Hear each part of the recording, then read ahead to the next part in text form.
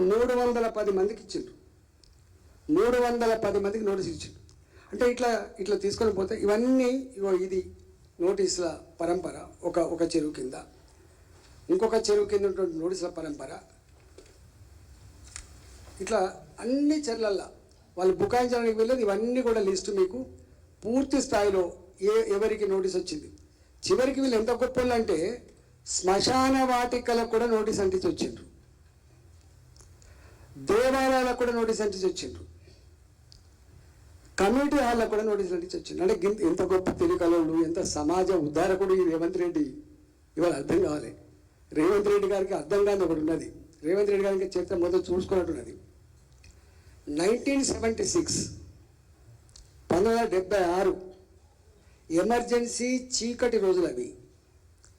Press లేదు ఆనాడు, వార్తలు లేవు, మాట్లాడే నాదులు లేడు, ప్రశ్నించే జైలపాలైన రోజులలో ఓల్డ్ ఢిల్లీలో టర్క్మన్ గేట్ వందల వేల పేదల గుడిసెల్ని 10 బుల్డోజర్లతో అవి నెట్టేస్తున్నప్పుడు వాళ్ళు చేసిన ఆర్తనాదాలు, మా ఇళ్లను కూల్చకండి, మమ్మల్ని జీవించే అవకాశం కల్పించమని చెప్పి వాళ్ళు కోరితే 100 మంది పోలీసులు వాళ్ళ మీద ఫైరింగ్ చేస్తే 10ల సంఖ్యలో చచ్చిపోయింది ఆనాడు. ఎవరి కోసం? ఆ ఢిల్లీలో మారుతి కంపెనీ ఆనాడు కార్ల ఉత్పత్తి కోసం వేల పేదల కుటుంబాల గుడిసెల్ని కూల్చివేసినటువంటి నీచపు చరిత్రకు వారసులైనటువంటి కాంగ్రెస్ పార్టీ రేవంత్ రెడ్డి ఇవాళ ఆయన మాట్లాడతాడు.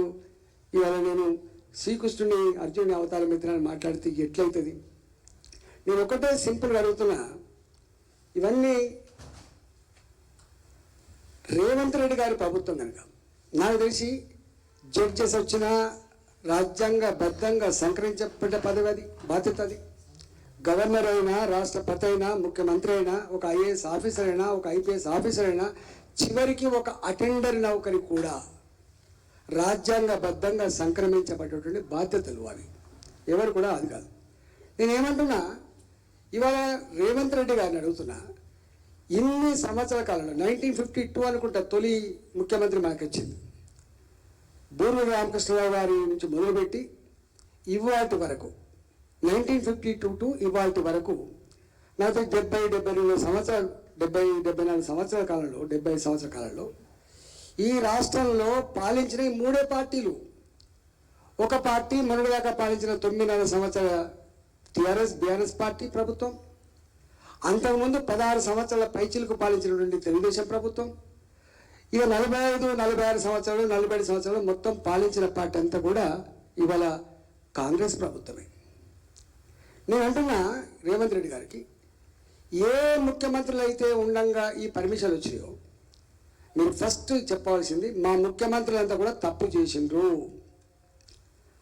ఆనాటి మా ప్రభుత్వ అధికారులు తప్పు చేసిండ్రు, మా ఎలక్ట్రిసిటీ అధికారులు తప్పు చేసిండ్రు, పర్మిషన్ ఇచ్చిండ్రు, మా నల్ల కనెక్షన్ ఇచ్చే వాళ్ళు తప్పు చేసిండ్రు, మా కలెక్టర్లు తప్పు చేసిండ్రు, మా రిజిస్టర్ డిపార్ట్మెంట్ తప్పు చేసింది, మా మున్సిపల్ డిపార్ట్మెంట్ తప్పు చేసింది, మా జిహెచ్ఎంసీ తప్పు చేసింది, మా ఎవడా తప్పు చేసింది. నేను అంటున్నా, నువ్వు వాళ్ళ ప్రభుత్వాల వారసులే కాబట్టి. ఎవరి తర్వాత ఎవరైనరు? చంద్రబాబు నాయుడు గారు పోయినరు.